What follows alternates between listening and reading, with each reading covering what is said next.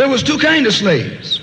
There was the house Negro and the field Negro. The house Negro, they lived in the house with master.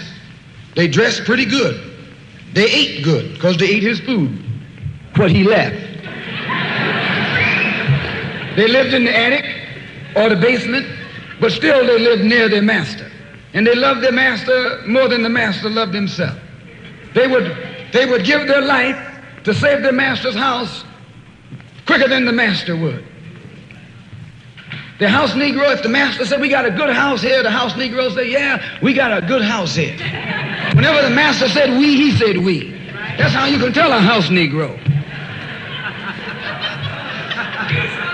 If the master's house caught on fire, the house Negro would fight harder to put the blaze out than the master would.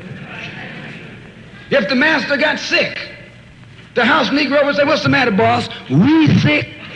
We sick.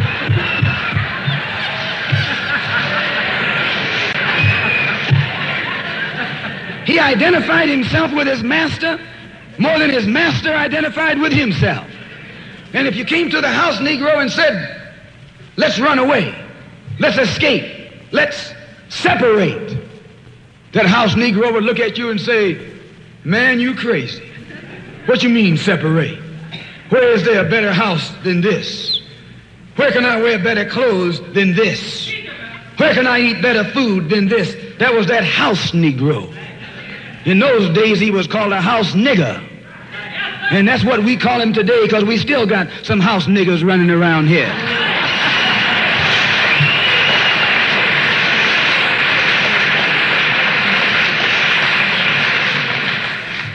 This modern house Negro loves his master. He wants to live near him. He'll pay 3 times as much as the house is worth just to live near his master. And then brag about, I'm the only Negro out here.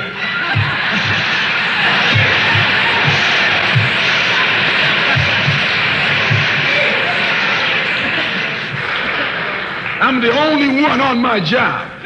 I'm the only one in this school. You're nothing but a house Negro.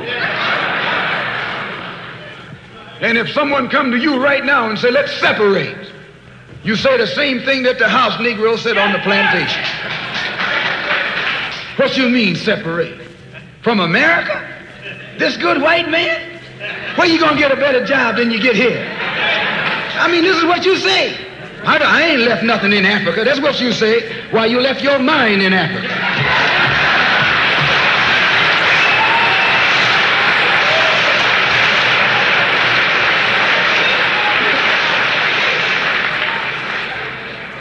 On that same plantation, there was the field Negro. The field Negro, those were the masses. There was always more Negroes in the field than there was Negroes in the house. The Negro in the field caught hell. He ate leftovers. In the house, they ate high up on the hog. The Negro in the field didn't get nothing but what was left of the insides of the hog. They call them chitlins nowadays. In those days, they call them what they were, guts. That's what you were, a gut eater. And some of you all still gut eaters.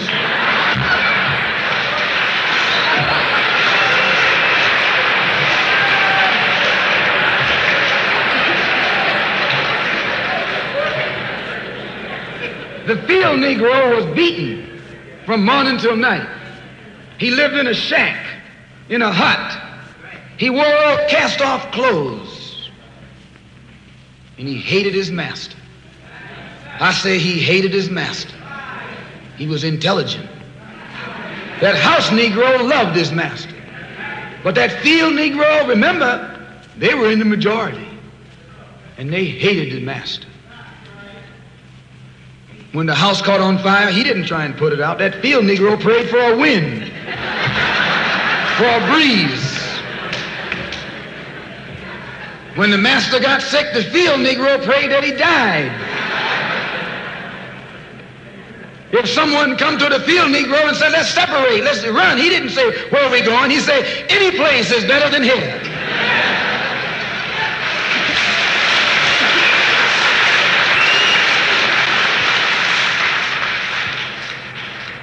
You got field Negroes in America today. I'm a field Negro. The masses are the field Negroes. When they see this man's house on fire, you don't hear these little Negroes talking about our government is in trouble. They say the government is in trouble.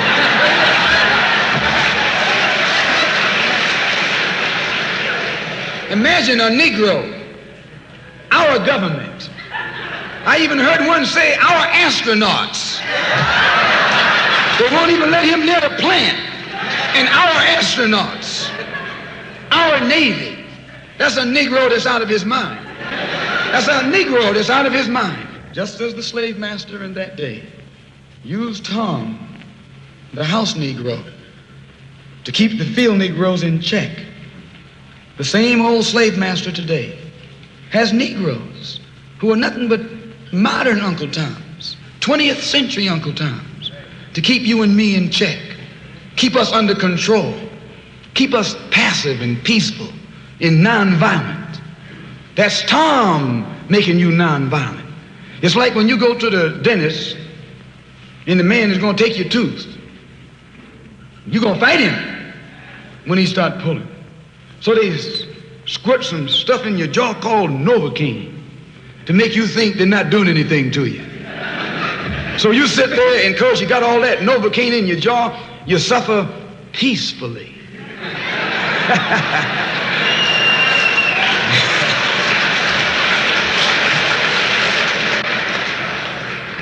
There's nothing in our book, the Quran, as you call it, Quran, teaches us to suffer peacefully.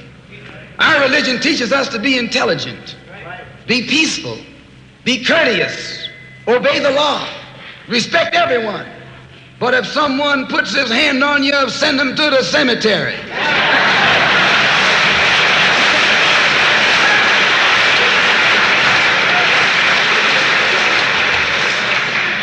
That's a good religion. In fact, that's that old-time religion.